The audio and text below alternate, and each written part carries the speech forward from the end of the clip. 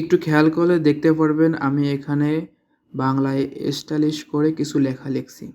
যদি তুমি বুঝতে আমায়, নিচে আরও একটা আছে, আমি তোমার অপেক্ষায়। এরকমভাবে যদি আপনিও লিখতে চান তাহলে আজকের এই ভিডিওটা আপনার জন্য। চলুন শুরু করা যাক।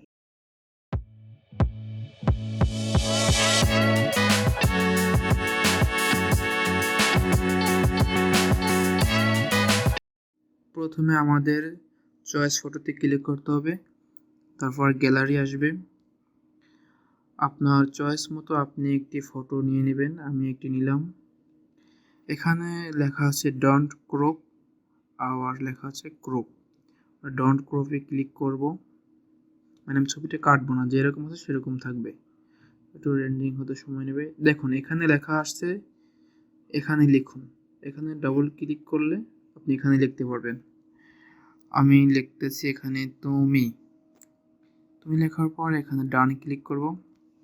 দেখেন আমি তো এখানে সাদা লিখলাম, আপনারা চাইলে এখানে বিভিন্ন ধরনের কালার দিতে পারেন, যার যেরকম খুশি। তো আচ্ছা, এই যে তুমি লেখাটা কালারফুল করতে হলে প্রথমে এখানে টেক্সটে ক্লিক করবেন। এই যে কালার, টেক্সট কালার, এখানে কালারটা আমি করে দেব যেমন একটা কালার দিয়ে আমার যেটা ভালো লাগে দিলাম। স্ট্রোক কি করলাম। এখন এই ফন্ট সাইজটা আমি একটু বড় করব, লেখার সাইজটা 100 করে দিব। ডান। এখন এটা আমি লেখাটা স্টাইলিশ করব। স্টাইলিশ করার জন্য আমাকে ফন্টে ক্লিক করতে হবে। এখানে দেখুন অনেক ফন্ট আছে, আপনার যেটা ভালো লাগে সেটা আপনি নিতে পারেন। আমি একটা চয়েস করলাম, এই লেখাটা ডান দিয়ে দিলাম। দেখছেন লেখাটা কত সুন্দর স্টাইলিশ হয়ে গেছে। তারপরে যদি আমরা আরও কোনো ওয়ার্ড লিখতে চাই, এর নিচে লিখলাম অ্যাড, দেওয়ার পরে এখানে অ্যাড টেক্সট, এখানে আবার ক্লিক করতে হবে। ডাবল ক্লিক করব, ডাবল ক্লিক করার পর এখানে লিখব তুমি, লিখছি এখন আমার। ওকে দেব। ওকে দেওয়ার পর আবার এখানে কালার দিতে হবে, লেখাটা ফন্ট দিতে হবে।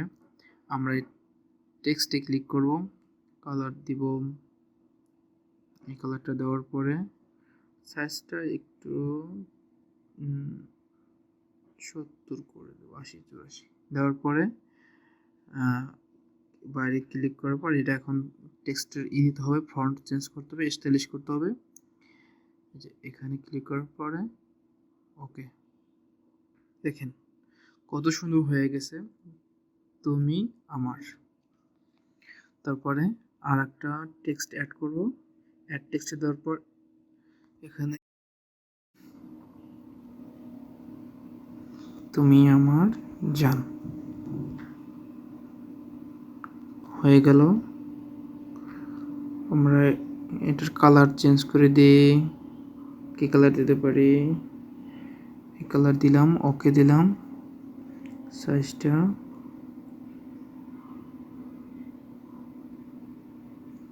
80। ওকে। এখন ফন্ট একটু ব্যতিক্রম দিলাম। ওকে, দেখেন লেখাটা কত সুন্দর হয়ে গেছে। তারপর আপনারা এখান থেকে সেভ অপশনে ক্লিক করবেন, সেভ টু গ্যালারিতে দিবেন, জাস্ট সেভ হয়ে যাবে।